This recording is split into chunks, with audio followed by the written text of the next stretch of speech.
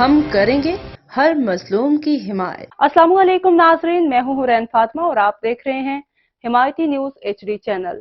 नजर डालते हैं आज की अहम खबर पर। कोट के इलाकों में सर्दी की शिद्दत में इजाफे के बायस जाहिद हुसैन चीमा वेलफेयर फाउंडेशन की जानिब से थरपारकर के मुख्तलिफ इलाकों की खवातीन और बच्चों में गर्म कपड़े, रजाइयां, कंबल, चादरें तकसीम की गई। जाहिद हुसैन चीमा वेलफेयर फाउंडेशन अमली तौर पर सिंध के मुख्तलिफ इलाकों में फलाही काम कर रही है।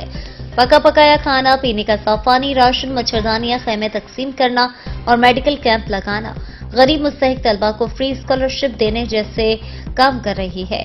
जाहिद हुसैन चीमा वेलफेयर फाउंडेशन की फाउंडर डॉक्टर फायजा चीमा का कहना है कि हम सिंध के दूर दराज इलाकों में वोकेशनल सेंटर खोलकर गांव के बच्चों को सिलाई, ब्यूटिशियन, कढ़ाई के फ्री कोर्स करवाए जाएंगे। मजीद खबरों और अपडेट्स के लिए देखते रहें हिमायती न्यूज HD चैनल।